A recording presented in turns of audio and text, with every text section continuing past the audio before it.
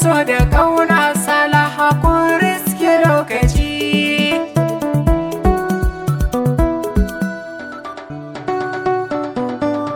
Allah na sa fari kaliki na kaliku mai juya zamani, waka ta auren maso ya zanyo kadiru kai min lamuni, dafa min jalla kaliki na kai ne kake juya zamani, waka ta auren maso ya zanyo cikin ta in dan yi tsokaci.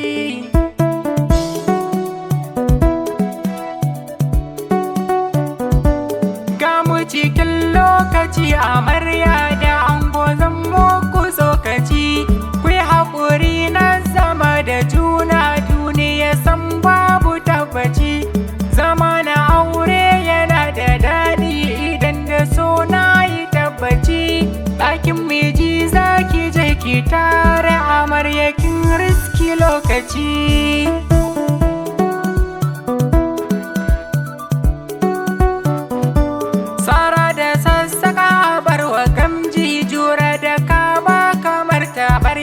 Zaki akwai a jikin magarya, karfin ice ba kamar na kirya. Hausawa su ne suke batun manazarta, su ne suke hikaya. Zakin miya sai a bar wa kalwa, melaya shi ke kula kwaci.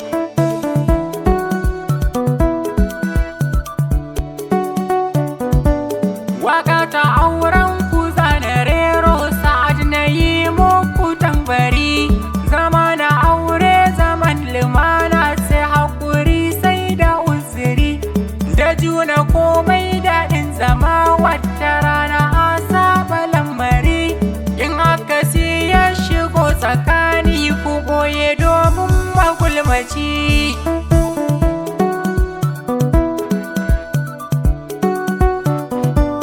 Dangin amarya suna isowa wajen bikin sun yi ayari, su ma dangin ango sun isowa wajen bikin sun yi ayari, ga kuma dubban masoya tsabar yawansu ya fi 100,000, dangi masoya suna ta murna alhamdu mun riski lokaci.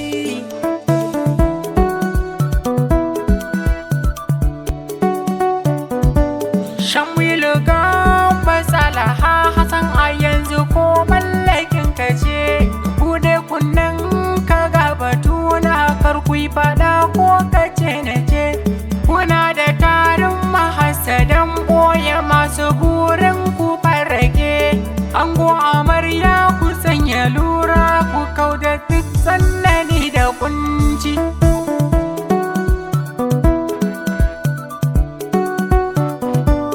Domin akwai makiya tsakanin ku sun hani rabbi jalla yayi, shi ne mai juya basara da rani yayi damuna da sanyi, in aka ya shigo tsakanin ku sai ku sanya waran ku sanyi, fushi da junan ku kar ku yo amarya kun riska lokaci.